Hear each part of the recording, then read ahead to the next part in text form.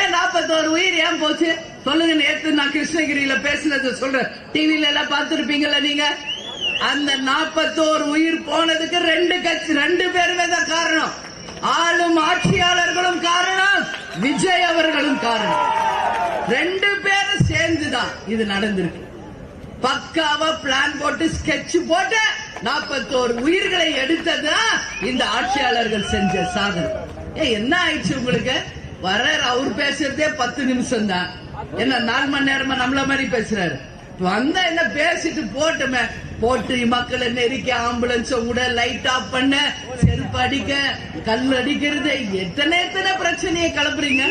யார் பண்ணது? 10 ரூபாய் ஒருத்தர் இருக்காருங்க. இத்தனை பிரச்சனைக்கு காரணம் மிஸ்டர் 10 ரூபாய். 10 ரூபாய் செஞ்சதுதான் இவ்வளவு. அன்னைக்கு விஜய் பாட்டா பாடிட்டு போயிட்டாரு. ஒவ்வொரு வாட்டி நான் கரூருக்கு போகும்போது 10 ரூபாவை பேசாம நான் வந்ததே கிடையாது. என்ன அப்படி என்ன உங்களுக்கு வெறி? என்ன கரூருக்கு என்ன நீங்க ராஜாவா? நீ ஜெயிலுக்கு போனீங்களே, அப்படியே நாடகம் நடிச்சுக்கிட்டு வேன்ல படுத்துக்கிட்டு பேண்ட் எல்லாம் யூரின் போயிட்டு போனாரா இல்லையா? அப்புறம் இன்னைக்கு மட்டும் எங்க வந்துச்சு வீரப்பு? இதெல்லாம் ஆட்சியில இருக்கணும்ன்ற மமதையில ஆடுறது. ஆடாதடா மனிதா, ரொம்ப ஆட்டம் போட்டா அடங்கிடுவ மனிதா என்பதை நிச்சயம் மக்கள் உங்களுக்கு உணர்த்துவார்கள். அதெல்லாம் தப்பு. இன்னைக்கு 41 உயிர் போயிடுச்சு. உனக்கு என்ன போச்சு? ஏதாவது உனக்கு லாஸா?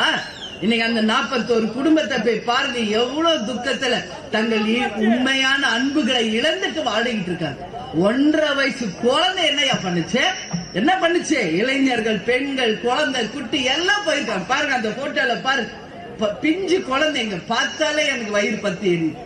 நான் நேரடியாக போயே ஒவ்வொரு குடும்பத்தையும் சந்திச்சு ஆறுதல் சொல்லி நம்மளால முடிஞ்ச பொருட்களை அந்த ஹாஸ்பிட்டல் அட்மிட் ஆனவங்களுக்கு கொடுத்து இறந்தவர்கள் குடும்பத்துக்கு ஆறுதல் சொல்லிட்டு தான் வந்தேன். அதனால அந்த மக்கள் நம்ம கிட்ட சொன்ன உண்மையதான் சொல்றேன். ஒரு போலீஸ் இல்லம்மா, அங்க ஒரு பாதுகாப்பு இல்லம்மா, போட்டு நெரிச்சியே எங்களை எல்லாம் கொண்டுட்டாங்க அப்படின்னு. அப்ப என்ன பண்றீங்க? போலீஸ் சொல்லி தப்பு இல்லப்பா. அவங்க என்ன பண்ணுவாங்க? ஆட்சியாளர்கள் என்ன சொல்றாங்க அததான் அவங்க செய்யறாங்க. எல்லாம் நான் பாக்குறேன், பஸ்ஸுக்குள்ள உட்கார்ந்துருக்காங்க, எல்லாமே பஸ்ஸுக்குள்ள உட்கார்ந்துருக்காங்க. 10 ரூபாய் கிட்ட இருந்து இன்ஸ்ட்ரக்ஷன் வரல, அதனால எல்லாம் பஸ்ஸுக்குள்ளேயே கம்முன்னு உட்காந்துட்டாங்க. இப்ப அதனால யாருக்கு? இப்போ உங்களுக்கு தான் அசிங்கம். 10 ரூபாய் நினைப்பாரு நம்ம ஜெயிச்சிட்டோன்னு. 2026 தேர்தல்ல நம்ம மக்கள் யாருன்றத புரிய வைப்பாங்க, நிச்சயம் புரிய வைப்பாங்க. அதே மாதிரிதான் விஜய்க்கு நான் சொல்றேன். நீங்க லேட்டா வந்தது தப்பு விஜய். நீங்க பார்க்காம அன்னைக்கு ஓடி போய் வீட்டுக்குள்ள புகுந்துகிட்டது தப்பு. இன்னைக்கு வரைக்கும் அந்த மக்களுக்கு ஆறுதல் சொல்லாதது தப்பு.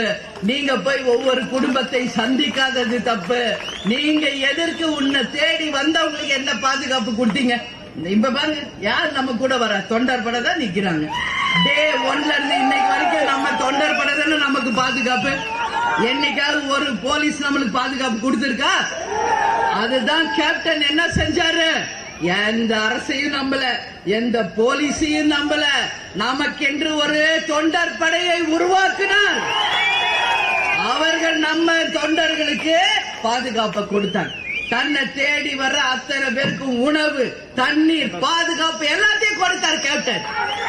அவ்வளவு பெரிய கூட்டம், ஒரு தண்ணி பாட்டில் இல்ல, ஒரு சாப்பாடு இல்ல. எவ்வளவு நேரம் மக்கள் நிப்பாங்க வெயில? அங்கதான் மயக்கடிச்சு விழுகிறாங்க. ஆம்புலன்ஸ் வந்தது, தண்ணி இல்ல, எவ்வளவு பிரச்சனை. இதெல்லாம் நிச்சயம் நல்லதுக்கான வழி இல்ல. எல்லாம் நினைச்சுக்கலாம் ஜெயிச்சிட்டோம் நம்மன்னு. பொறுத்திருந்து பாருங்க. நிச்சயமாக கடவுள் என்று ஒருத்தர் இருக்கிறார், கேப்டன் இருக்கிறார்.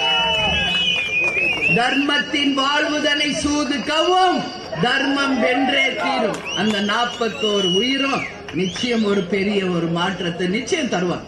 நான் விஜய்க்கு சொல்லிட்டு தான் இருக்கேன். அவர் அண்ணன் என்னங்கிறாரு கேப்டன. முதல்ல அண்ணன் என்ன பண்ணாருன்னு தெரிஞ்சுக்கிட்டு தம்பி, நீ தெரிஞ்சுக்கோ. வெறும் பாயில அண்ணன் சொன்ன போதுமா? சொல்லுங்க விஜய். ஆமா, வெறும் அண்ணன் அப்படின்றது போட்டா காமிக்கிறது. ஆமா இல்ல, சொல்றேன். வெறும் அண்ணா, உங்க அண்ணனோட வரலாறு பாரு, வரலாறு படி நீ. அது எதுவுமே செய்யாம எங்க அண்ணன், உங்க அண்ணன் அவரு அந்த காலத்துல இருந்து கேப்டன் படத்துல நடிச்சவர் தான். 17 படம் கேப்டன் அவங்க வந்து SAC படத்துல நடிச்சவர் தான். இல்லன்னு சொல்ல, நம்ம பக்கத்து வீடு தான். அதனால தான் நான் சொல்றேன், அவர் எங்க வீட்டு பையன். எங்களுக்கு விஜய் பல ஆண்டுகளா தெரியும், இன்னைக்கு நேற்று கிடையாது நான் சொல்றேன். அவர் அண்ணன் சொன்னா நாங்க தம்பின்னு சொல்றோம், அவ்வளவுதான். ஆனா மலைக்கும் மடுவுக்கான வித்தியாசம், கேப்டனுக்கு உங்களுக்கான வித்தியாசம், மலைக்கும் மடுவுக்கான வித்தியாசம்.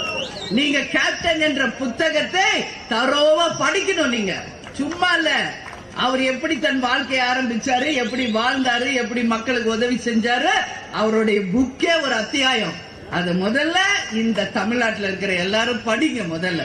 அதனால கேப்டன் கூட யாரையுமே கம்பேர் பண்ணாது, ஒப்பீடுக்கே இணையில்லாத ஒரு தலைவராக கேப்டன் இருக்கிறார்.